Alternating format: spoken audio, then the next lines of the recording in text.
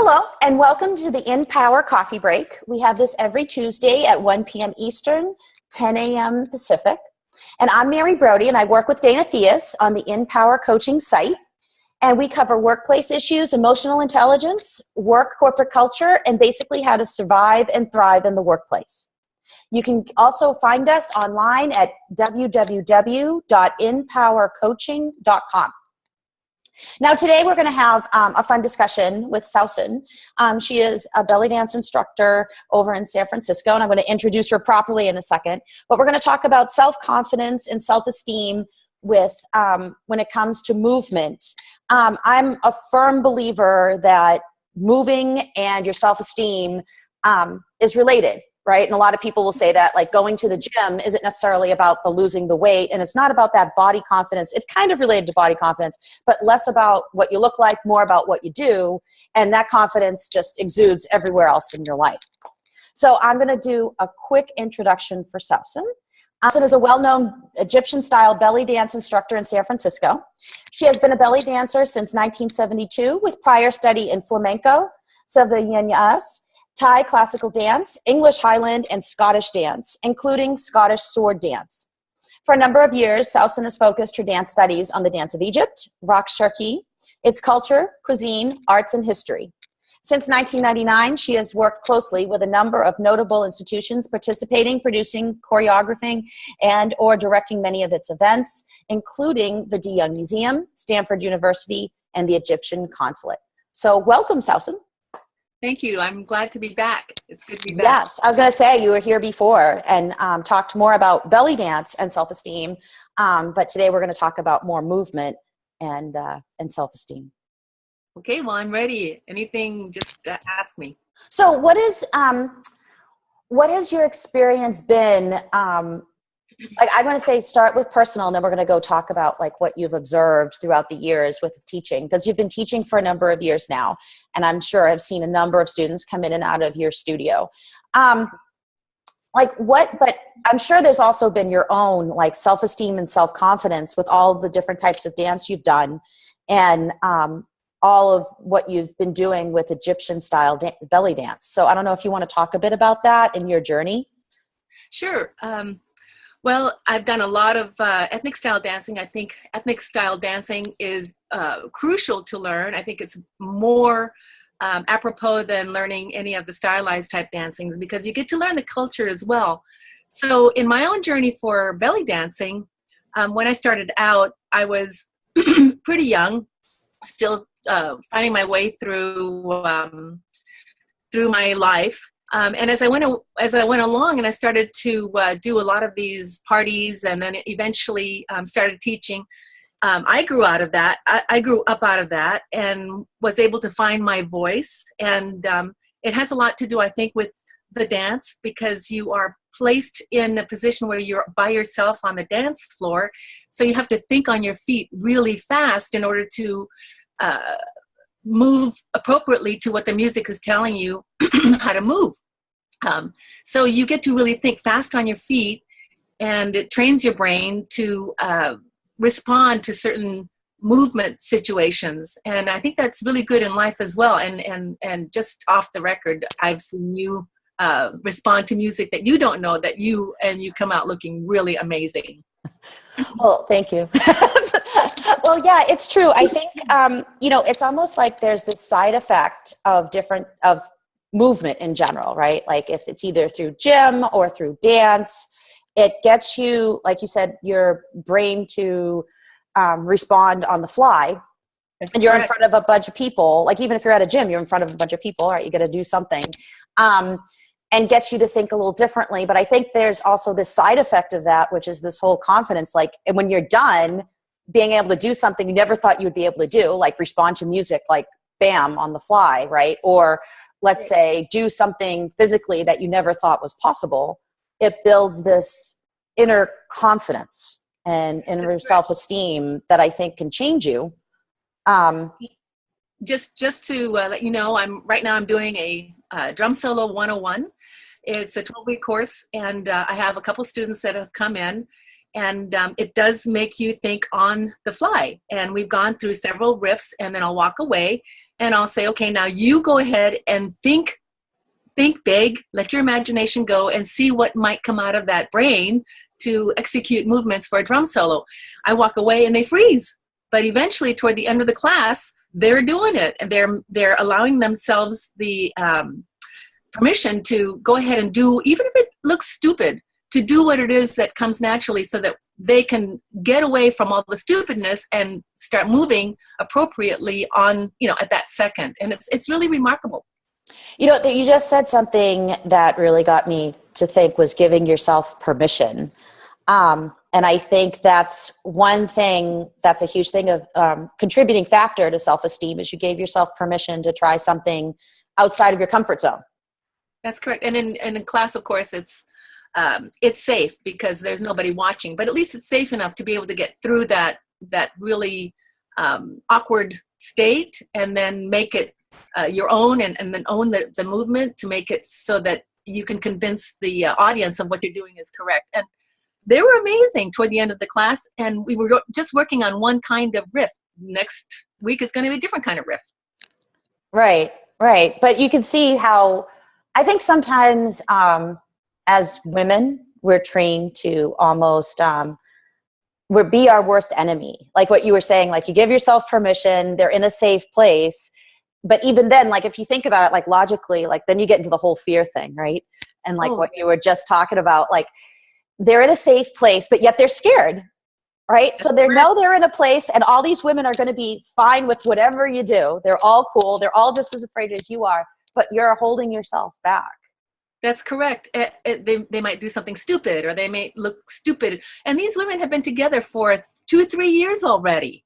But now they're put in a position with a whole different sound, and it's not choreographed. So now they've really got to step up and let themselves go and look stupid. And of course, they do some funny moves and they're laughing, but they're laughing together. And then they'll go along and they'll do the same movement, but they'll refine it. And that's really amazing. And then you can see all this change in their personality and in their faces. And then they start hamming it up. And that's even better, because when you're doing a drum solo, a lot of times people can be really serious. Dancers can be serious when they're dancing, and you really should have an opportunity, or let yourself go enough to ham it up a little bit so that the audience can participate in your drum solo. And watching that really is an amazing thing, because they're learning about themselves and what they can do, and allowing themselves to be okay with not doing it in their mind perfectly, when in fact really it is perfect.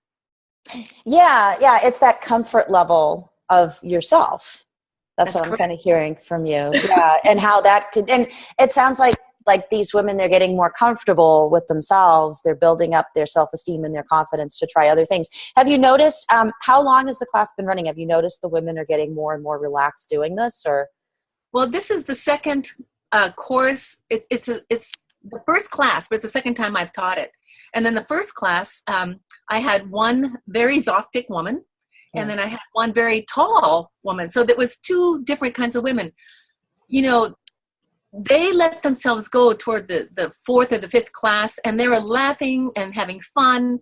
And both of them were doing different kinds of movements. And out of that particular course, which is 12 weeks long, at one point, one of the gals came and she was dancing to live music, to a live drum solo.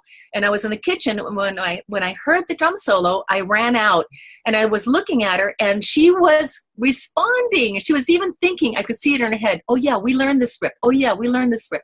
And she responded, and she came out of it so much better than what she came out before. She was thinking on the fly, and she really felt good about herself. Yeah, I'm sure like that level of accomplishment and achievement, because it's so different. It's such a different way of thinking and acting than what we're used to every day. Right. And it's something she knows now she can do. Exactly. And then when I saw her the second time doing a drum solo, she was more confident about it, and she let herself go a little bit more to do certain movements that she wouldn't otherwise have done before. Of course, having known how to respond riffs in the first place is a different story, but now she's confident. She feels good about it. Yeah. So then this brings up body type, because you were talking about you had a tall, thin woman and a more Gothic woman, right? And I also have this view that we've talked about before, that I don't necessarily think everyone puts like movement and physical fitness and things like that towards, they always go first thing towards weight, right? That's And I know I don't necessarily go towards weight. I go towards strength and what you can do. Being able to balance, like, what is it? There's that woman who is the heavy yoga. She's this yoga person, but she's quite heavy.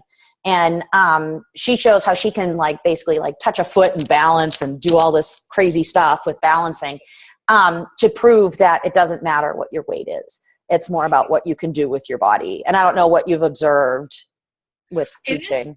You are right. It's not about how much you weigh. It's about how you move. And some of these gals that are belly dancing are amazing dancers. They're beautiful. They're gorgeous. I had 3 in my class a while back that were pretty large, and they were having the time of their lives. It was a wonderful thing to watch. They came in for weight loss, but I told them, this is not a class where you're going to come in to lose weight, but you will come in learning a new dance, and you're going to feel really good about yourself. And they did. They kept coming back, and they were even happier with their weight. It was an amazing thing.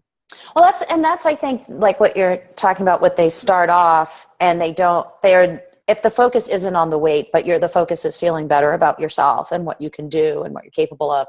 I think the weight starts to come off because you do feel better about yourself. So any triggers that you may have had of related to eating or other bad habits tend to go away because you feel good about yourself and what you're able to do. That's right. And what you can achieve. That's correct. That's correct. The triggers do sort of go away. Sometimes they don't. I mean, people always fall off the wagon, but that's okay because they still feel good about themselves. Yeah. So have you noticed the difference with the larger women when they come in, how they start versus how they end? Have you noticed an opening up or a confidence? Definitely. They come in, they're kind of hunched over.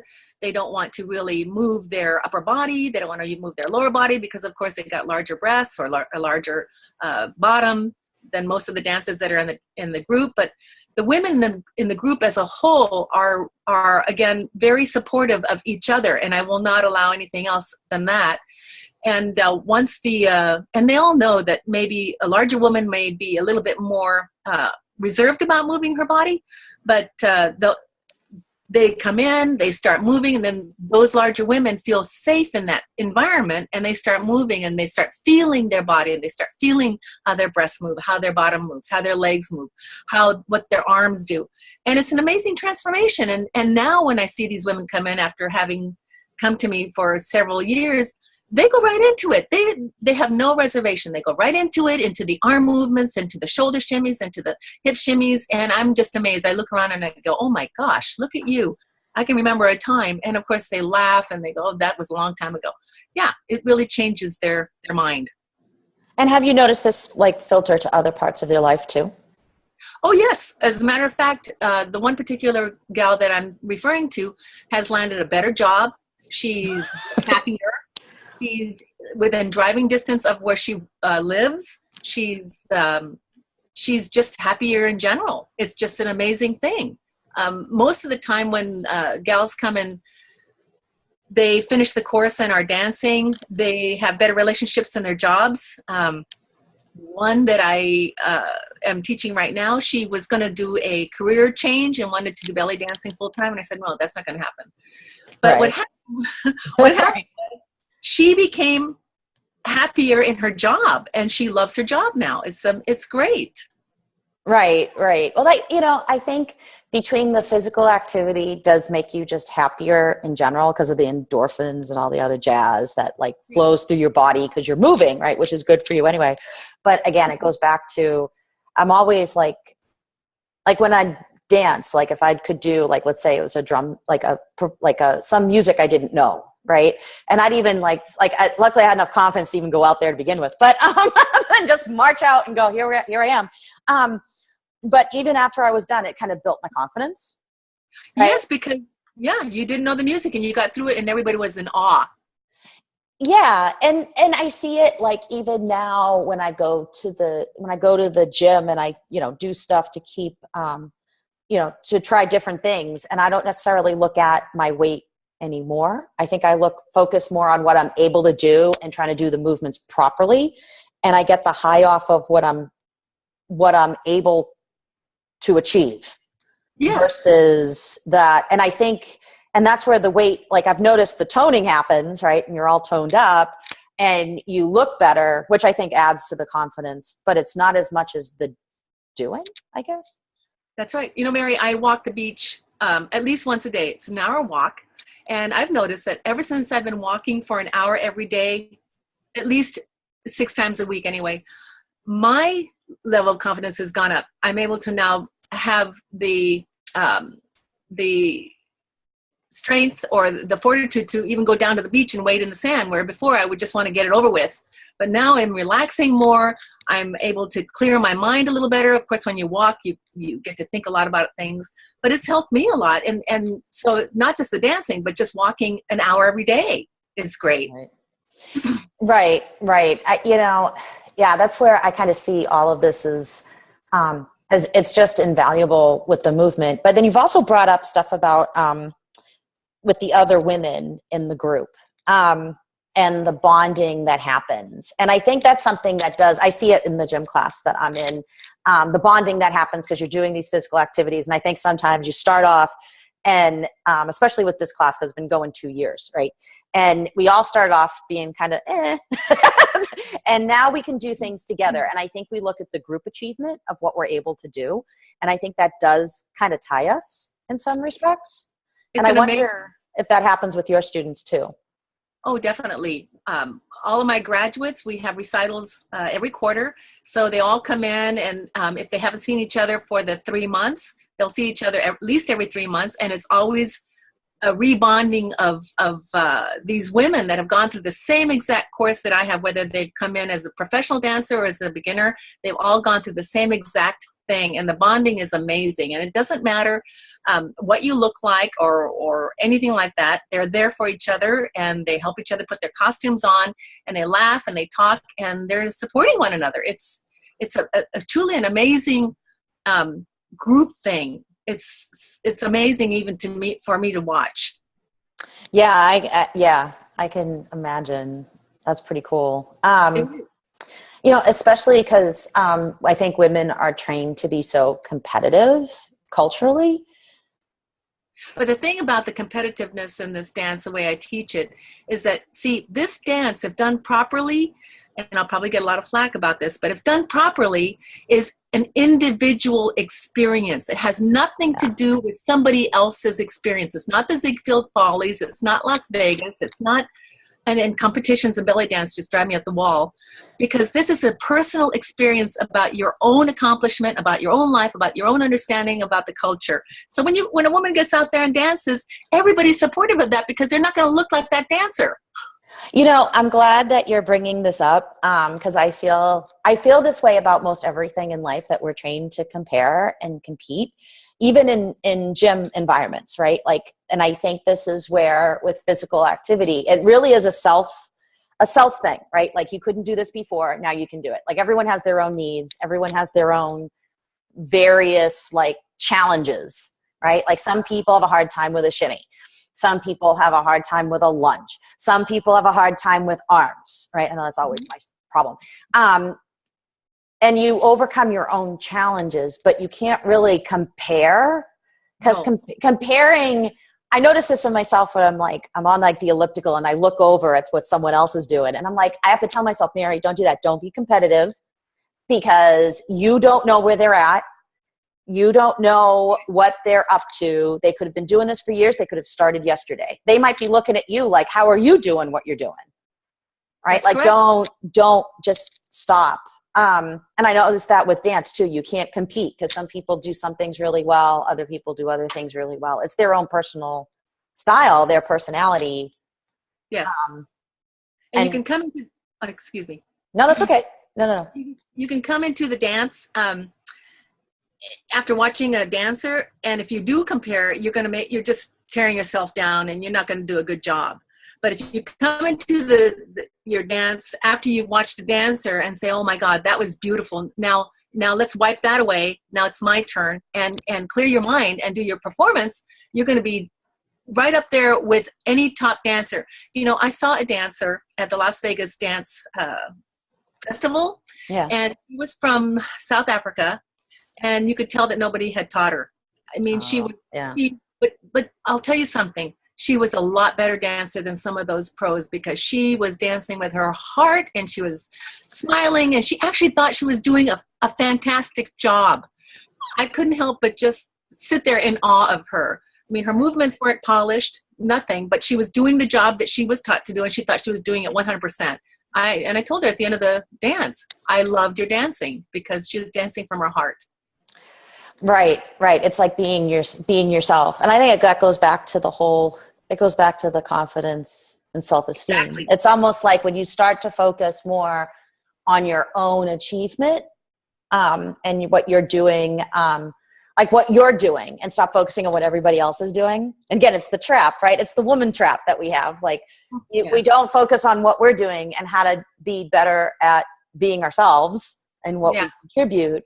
Instead, we focus on, well, this is what I'm contributing, but what's she contributing? And what's she contributing? And Correct. How do I measure up or don't measure up? And, like, I think I see this, like, also with fashion magazines. They always say, like, it's all about the ads and trying to get you to measure up, right? It's a culture of measuring up. And when you embrace yourself, right, and what you're able to contribute and what you're able to offer, and you compete within yourself and stop competing with everybody else. I know that's what we hear a lot at the gym. Don't compete.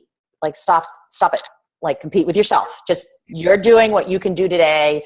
Some days you don't do better than other days. Like with dance, I know there have been times I did performances that weren't the greatest versus another day. Everyone has their day, but it's amongst you, not amongst others. You have to take what you know about what you know and use it to the fullest extent.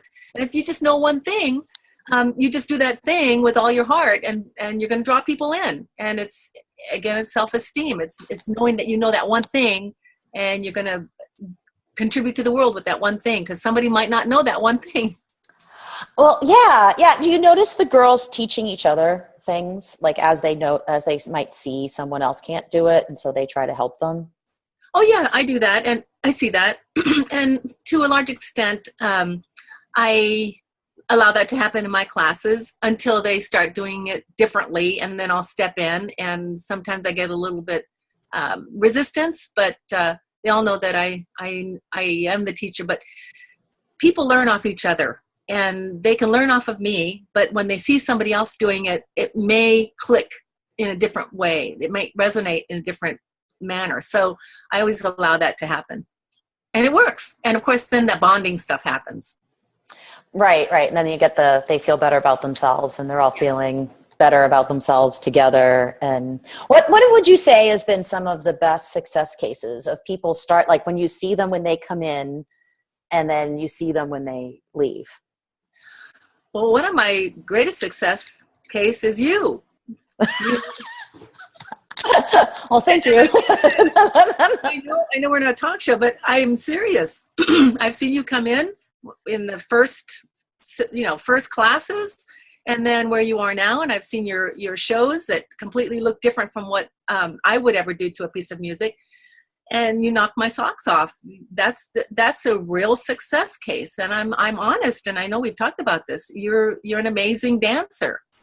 Well, thank you. I don't know what else to say. Thank you. Yeah, I know when I first started classes, I had like very little self-confidence, self-esteem going on. It wasn't great. I didn't know that.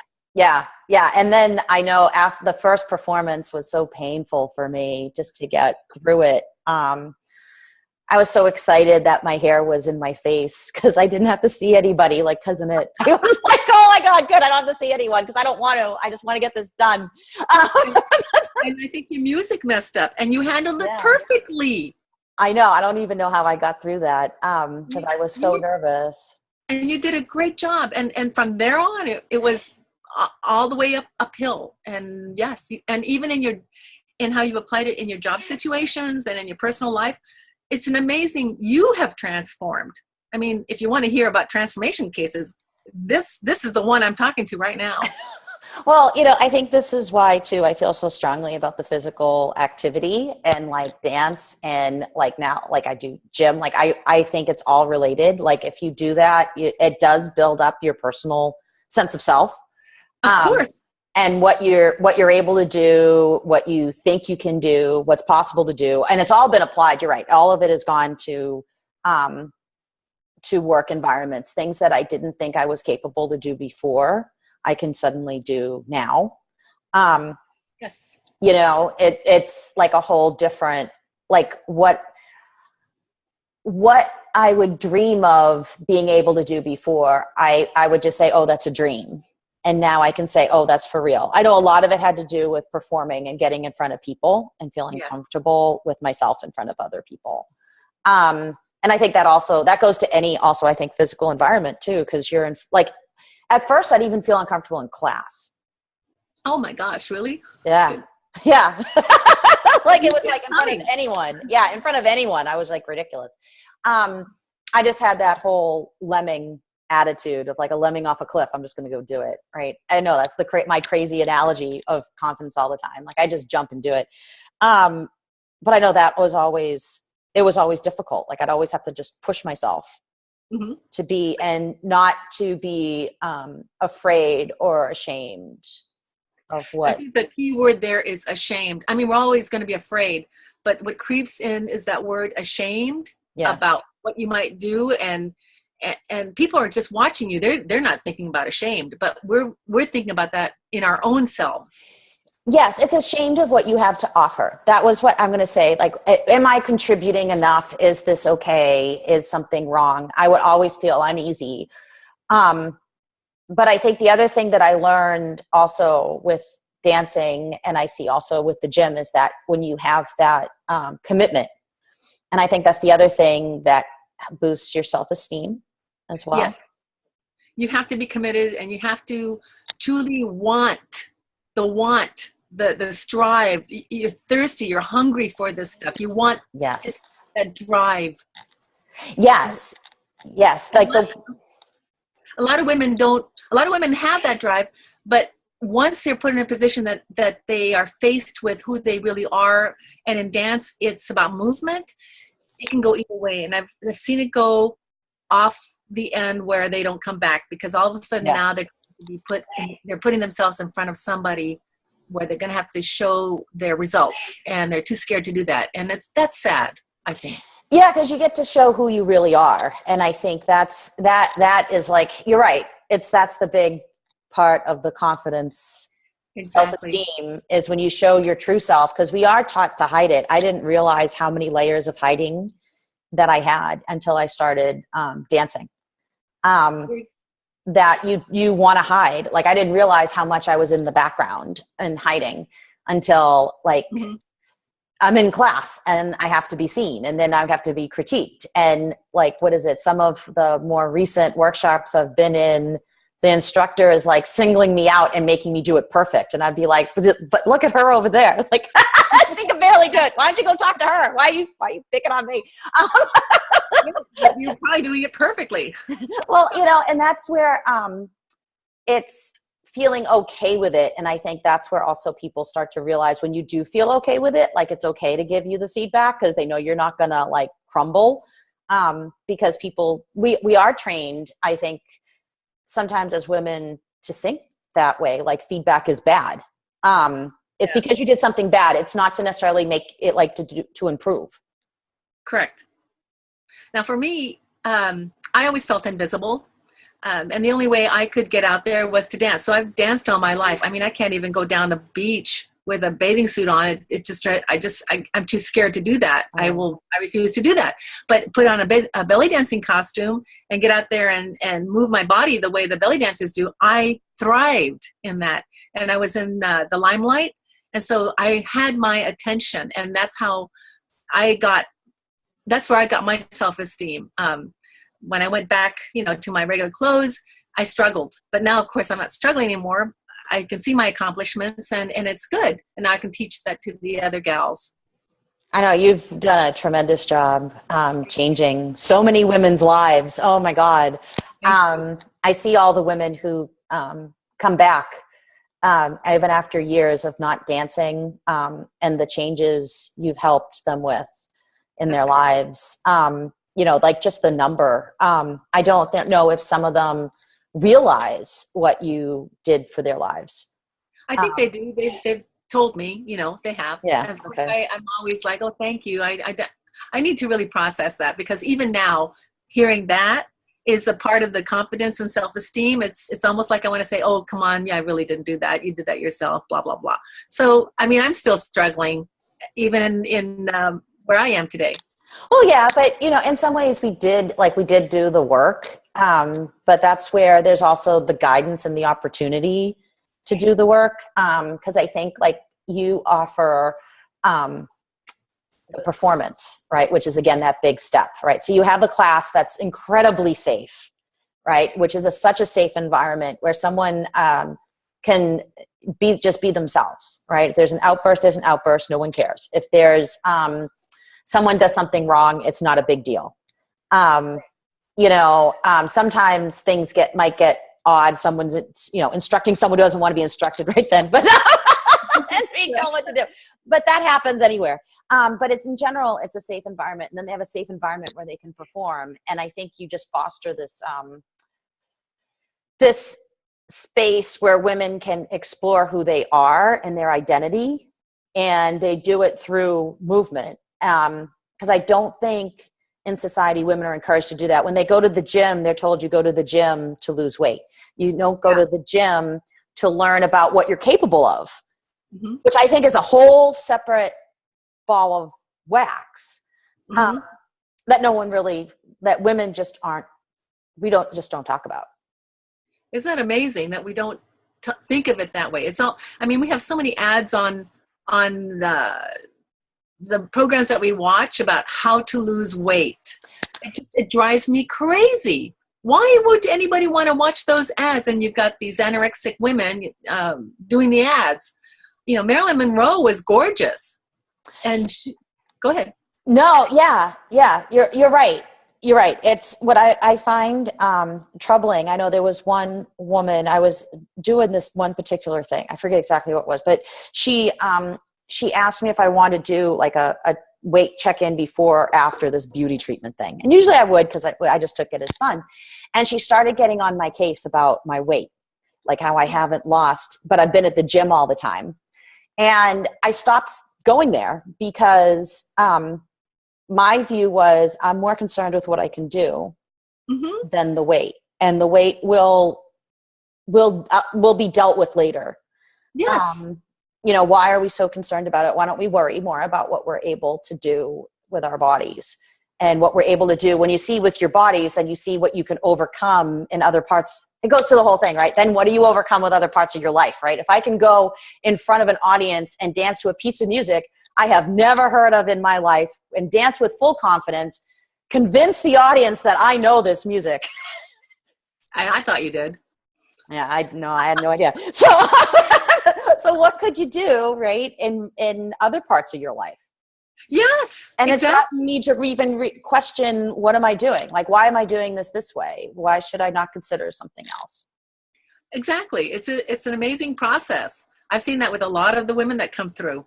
It's beautiful. One woman actually decided to go traveling, and she did, and she's back now. She's happy that she did that, and I think a lot of it had to do with being able to let herself or give herself permission to go ahead and travel, because she gave herself permission to, do this dance and move the parts of her body that she was not accustomed to moving, and enjoying that and owning it and reveling in what you have. Anybody that comes into my classes, they're all different body types. Every single one has a different body type.